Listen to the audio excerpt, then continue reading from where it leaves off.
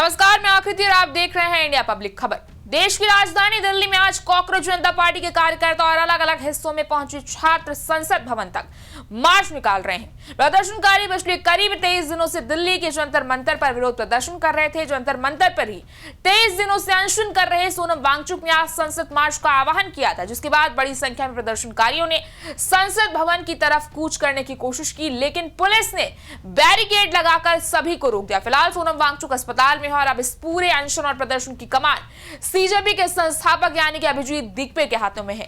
वहीं विपक्ष के तमाम सांसद डिंपल यादव से लेकर चंद्रशेखर आजाद रावण तक लगातार कॉकरोचों के समर्थन में है। आपको याद होगा कि बीते दिनों जब चंद्रशेखर आजाद सोनम वांगचुक और सीजेपी को समर्थन देने के लिए जंतर मंतर पहुंचे तो उन्होंने कहा था कि 20 जुलाई के संसद मार्च में वो जरूर शामिल होंगे। हालांकि इस बीच जब वो आज जंतर मंतर पहुंचे तो वहां अफरा तफरी का माहौल बन गया। बता दें कि इस प्रदर्शन में भारी संख्या में कार्यकर्ता एकत्र हुए।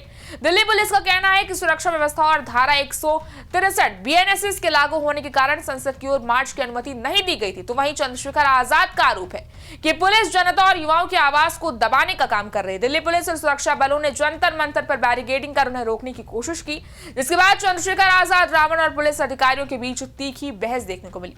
दरअसल पुलिस अधिकारियों के साथ चंद्रशेखर की यह बहस उनके काफिले में मौजूद गाड़ियों को लेकर हुई। चंद्रशेखर चाहते थे कि उनके काफिले की दूसरी गाड़ी को भी आगे जाने दिया जाए, लेकिन पुलिस अधिकारी ने ऐसा करने से इनकार कर दिया और फिर चंद्रशेखर आजाद और पुलिस अधिकारी के बीच काफी देर तक ये बहस यूं ही चलती रही।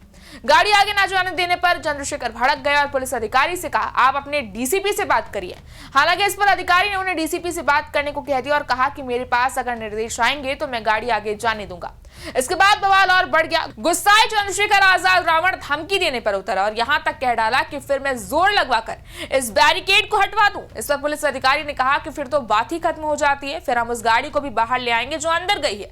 पुलिस अधिकारी के ऐसा कहते ही चंद्रशेखर का गुस्सा सातवें आसमान पर पहुंच गया और वो चुनौती देते हुए नजर आए और कहा कि आप उस गाड़ी को लाकर तो दिखाओ। आपको बता दें कि इससे पहले भी चंद्रशेखर आजाद जंतर मंतर पर सोनम वांगचुक के अनशन में उन्हें समर्थन देने पहुंचे थे, लेकिन चंद्रशेखर ने कहा था कि उनके पास समय का अभाव है, इसलिए यहां धरने पर नहीं बैठ सकते। अगर वो धरने पर बैठ गए तो लाखों लोग यहां जमा हो जाएंगे। हालांकि चंद्रशेखर ने यह आश्वासन दिया था कि वो 20 जुलाई को निकलने वाले संसद मार्च में जरूर शामिल होंगे।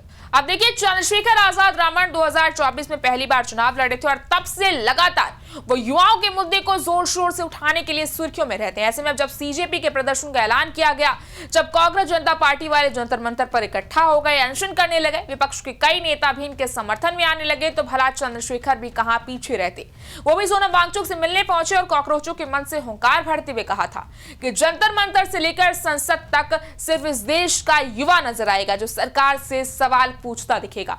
और उसके बाद आज जब वो अपने समर्थकों के साथ संसद मार्च में पहुंचे तो पुलिस से उनकी जबरदस्त बहस हो गई। पुलिस ने उन्हें रोकने का भरसक प्रयास किया, लेकिन चंद्रशेखर को रोक नहीं सके। बहरहाल दिल्ली में माहौल बेहद गर्म है। पुलिस ने चप्पे चप्पे पर बैरिकेड्स लगा रखे हैं। संसद भवन का मेन गेट तक बंद कर दिया गया है। वहीं संसद की तरफ बढ़ रहे प्रदर्शनकारियों की दिल्ली पुलिस से नोकझोंक भी हुई है। इस दौरान पुलिस ने लाठीचार्ज कर भीड़ को रोकने का प्रयास किया है।